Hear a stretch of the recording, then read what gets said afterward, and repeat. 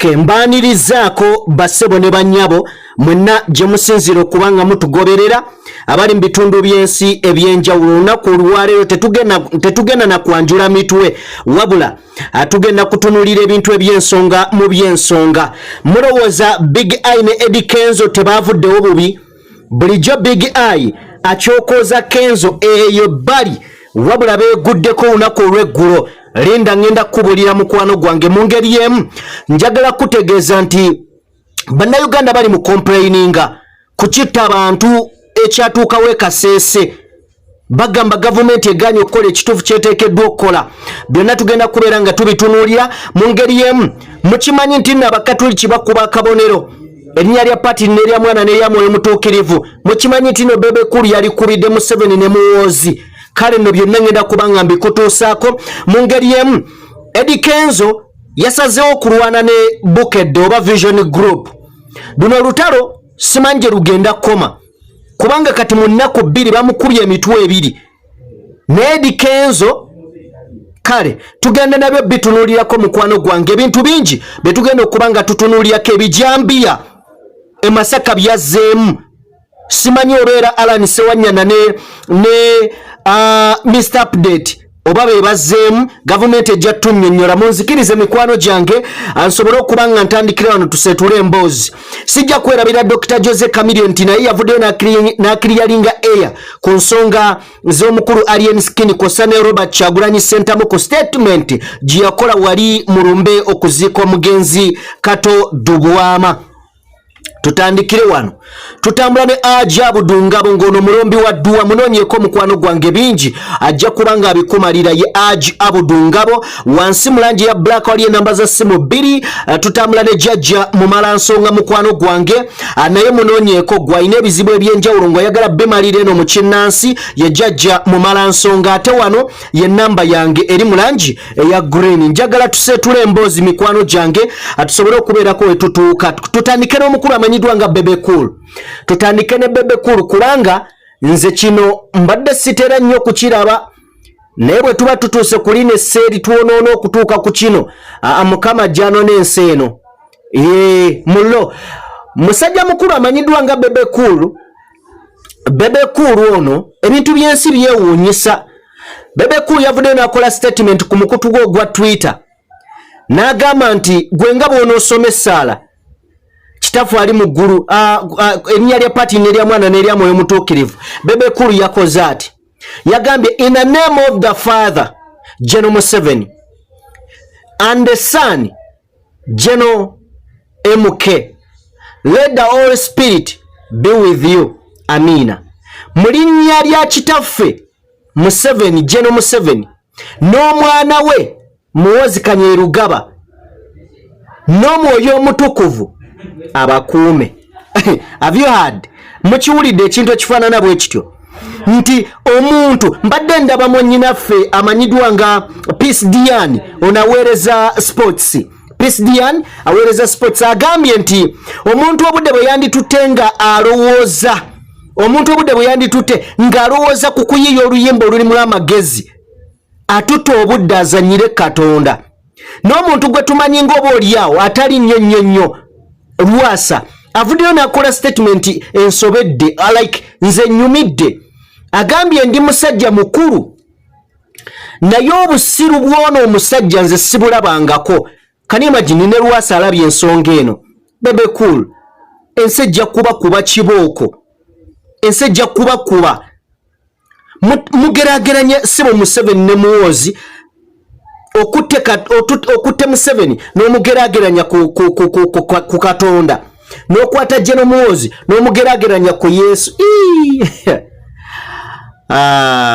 Mujooga kale kanveewaawo mbe nga nkwongerayo ampuliriza ebijambiya e Masaka byazzeemu era njagala twala omukisa guno okutegeeza nti e Masaka waliwo famire eyalumbiddwa era abantu 5 bafiiriddewo.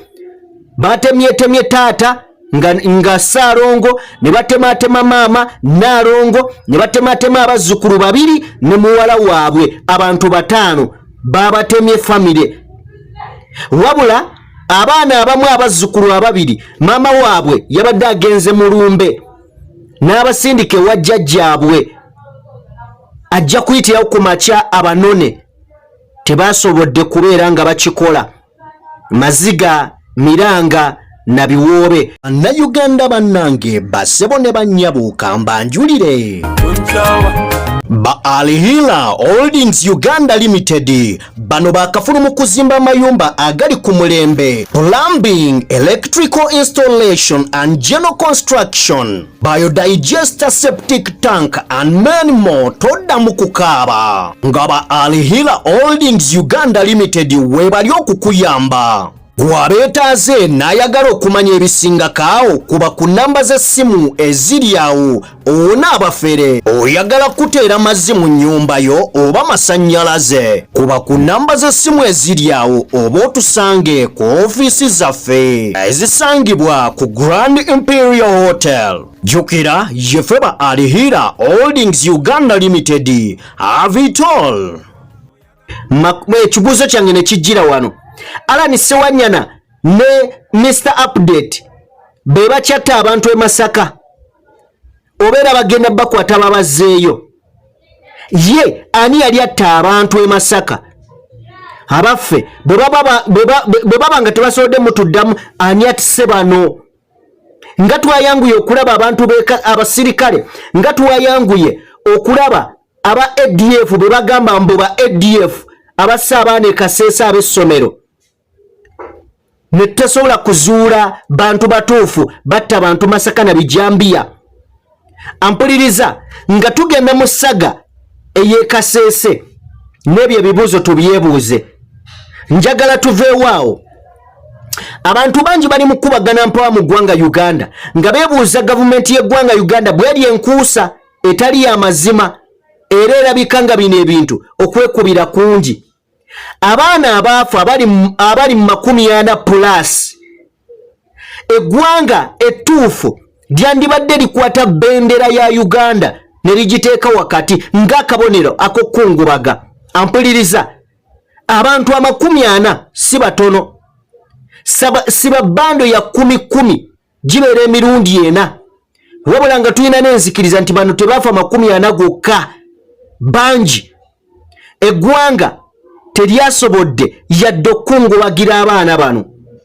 Fulaga yadde okubeerako mu makkati. Singa kino kyakoleddwa mu nsi z'abali abazungu oba oliawo banditaddewo olunaku lulamba nga lwakusaba bendera ziriwa ziri mu makkati. Wano mu Uganda tekyakoleddwa. Mulowooza twakungubaza ekimala ku nkuyanja y'abaana abaafudde? Ekibuuzo ekirala njagala twebuuze ffenna nti because UPDF nabadde ndaba akulira UPDF mu bitundu by'e Congo ng'agamba nti yembadi ndowooza yagambye nti bakubye aba UPDF batano aba ADF babazinduukiriza ne babakuba amasasi 5 ne babatta. Nebino byonna babyogera nti bakutte aba ADF nababaleetera wano nembalaga nti no bakutte aba ADF mbu kubanga teri ali sure nti ddala be bakutte. Kino nze nja kyogera nkibagambe tewali ali sure nti ddala bakutte ba ADF. Kakati bavudde ne batugamba nti nno bassa abalala 5 bali babakwata ne bakulaga. Kati bassa abalala 5 mbu ba ADF. Lwaki nkozesa mbu? Tetuli sure. Lwaki tetuli sure bakwata bali kati basse bano tebanna batulaga ku bawambe. Abawambe bawamba 30. Bombanga mwasse nga mwakwata bali bemulina bemwakwata mbu bemwakwata nga teboogedde baana baggwanga gye bali ne mutta abalala 5 nga nabo teboogedde baana baggwanga gye bali. Kati ddala kituufu mukwata ba ADF? Eyo ndowooza yange nga Sajjime. Ddala kituufu mukwata ba ADF? Mbadde ntunuulira omukyala Winikiza yaliko chief whip wa opposition mu parliament. Avudde n'agamba nti eggwanga teriraze bumu. Tetusobola kufiirwa baana bwe bato. Jjukira omukyalo n'ava Kaseese. Tetusobola kufiirwa baana bwe bati mu bungi bwe buti eggwanga ne litunula butunuzi. Ate nga nzikiriziganya naye eggwanga lyanditadde okungubaga okwawamu ne tumanya nti bannaffe bagenda. Yes, bagenda. Tetulaba bawambe, tetumanyi oba balamu oba bafu. Gavumenti etugamba ekutte bano, etugamba esse bano, ne tennaba kuvayo na statement etugamba nti bano baabano twanunuddeyo bano. Abaffe abanunule bo baliwa betutalabako. Kale naye ensonga njagala gy'ommuza ngiteeka ebbali mukwano gwange mpuliriza. Njagala kubanga nkutwala mu mboozi ya y'omukulu amanyiddwa nga Dr. Jose Chameleone Mayanja. Ndowooza Chameleone katugira tumuleka. Kanjira ndeka Chameleone soke mbatwale wano. Eddy Kenzo ali mu kulwana n'olupapula lwa buke like Vision Group wadde twogera bukedde. Naye mpuliriza bukedde eno yennyini yemu ku mikutu ejatunda Eddy Kenzo. Olunaku olwaleero nakutegeeza olunaku olwajjo nti bukedde yazze neemukubako like omutwe nabibawadde olunaku olw'eggulo ng'egamba nti ddiiru ya Eddy Kenzo okubba obuwumbi bagiguddemu. Nakikuwadde olunaku olw'eggulo. Owebukeeredde olunaku olwaleero actually olunaku olw'eggulo bukedde yafulumizza story ng'etaddeko omutwe. Omutwe gwabadde gugamba nti kwabaddeko omutwe nga gugamba omutwe gwabadde gugamba gutya abayimbi abagudde ne Eddy Kenzo. Yes, babadde bagamba abayimbi abagudde ne Eddy Kenzo ne bakuteerawo mulimu Palaso, Fina Mugerwa, ne bakuteerawo Shiba Kalungi, Bebe Cool ne Juliana. Si bokka abalala bangi ne nkumenyeddeko abo nti be bayimbi abagudde ne Juliana. Era ne bakugamba wansi nti anaye bukedde wano temwakubye nnyo. Naye nga of course Eddy Kenzo yavuddeyo n'alyoka n'ayambalira bukedde oba Vision Group. Eddy Kenzo yabagambye n'abagamba nti neewuunya ddala bye mukola muli professional oba temuli. Mmwe abandi badde bavaayo ne mutuyambako okweyunitinga ng'abayimbi, ne mutuyambako okubeera nga tubeera bumu, ate mmwe mufuuse olutindo lw'okutwawula. N'agamba nti bannamawulire mugaanye okunoonyereza, temuyina information emala, temunoonyereza kimala, mumala googera. Eddy Kenzo yalumbye Vision Group at large yonna, naye kyo kigenda mukomyawa. Agirumba nekigenda mukomyawa. Bwabanga buli agenda okumwogerako agenda muddamu, agenda kukomawo, agenda kuddamu bameka, kubanga yafuuka ye president wa federation. Niye alinga ye mwogezi wa federation. Buli ayogera ku federation ng'amulumba, buli avaayo ng'amulumba. Kati simanyi oba position y'omwogezi wa federation eriwa. Njagala kuwa Eddy Kenzo nze amagezi gange. Eddy Kenzo yandibadde ebintu ebimu abyegnowalinga, yandibadde abivaako n'abyesonyiwa okwewala ensobi z'ayinza okukola, kubanga buli w'olwana n'amawulire bano bo tebalina tebajja kufiirwa, bajja kukuba mu mawulire okumala omwezi gumu, kijja kumala okugwa. Tolanno gavumenti ogyewaanisa nti ogirimu, bajja kukuba omwezi gumu, gavumenti erabe nga tolina value basuula eri gasiya. Kati ndowooza wandifokasinze ku kariyayo Eddy Kenzo, wandifokasinze ku kuyimba nova mu kulwana entalo. Ago eyo endowooza yange. Weesonyiwe abantu abakulumba, bakulumba with a reason, tebamalaga kulumba. Kati buli wokwate kubo n'obaataakinga oyinza obutamalaako. Gavumenti okyagiraba ng'ekuyamba. Omusajja amanyiddwa nga John Segowa yabagamba gwe kennyini yakuyita n'ennyanaga Eddy Kenzo, gavumenti nkunsa. Kakati beera mwegendereza. Nyinza okugamba be careful. Tolwana n'abantu, tolwana na mawulire. Ojja kulowooza nti watuuka n'ekino nzize nkyogera. Omuntu buli wootuuka ekiseera ng'olaba oli waggulu terina akugambako ngolaba ensoji kutte mu ngalo wete biseera ebisinga oba ogwa. Munzikirize Eddy Kenzo tumuze bbali naye nga tetunaba muzza bbali. Eddy Kenzo yennyini olunaku olw'eggulo wabaddewo ensisinkano wakati wa federation wa associations ne federation ya Eddy Kenzo. Olutuulano lwabadde lukubirizibwa oba lwatuuziddwa ku nsonga eno nga bagamba nti oba oliawo balabe emiganyulo egiri mu federation ne association butya bwe bayinza okugatta ebirowoozo n'okulaba batwala music industry mu maaso.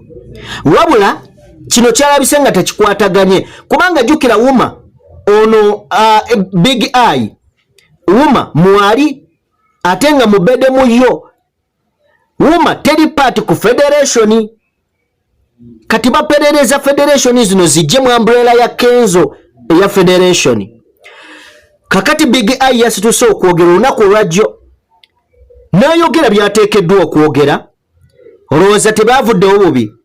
Eddy Kenzo teyamwambalidde ng'agenda mukuba bikonde katona amukuba ebikonde era Big Eye yavuddeyo ng'amunyiivu kamala n'agenda ku Facebook nga bwe mumumanyi n'awandiika olunaku olwayo mbadde mpuliriza Big Eye agambye nti bo tebalina ensonga ebalwanyisa na federation wabula ebiruubirirwa bya federation bya muntu ssekinnoomu nti ne bwayimirya ng'abannyonnyola tewali kyagamba kuyamba music industry agamba federation nga ye omuntu individually ye kyekita Big Eye. Era Big Eye agambye nti newankubadde ffe ng'abantu ye ng'oyo aninako issues ne issues zandisoose ne zidde ebbali ne tulwanirira goolo gye tugoberera ffenna twagala kufuna mu biyiiye byaffe oba ndikkirya okitegeera. Kakati Eddy Kenzo yamulumbye ayagala muwasa katwako olugezigezi lumususseeko.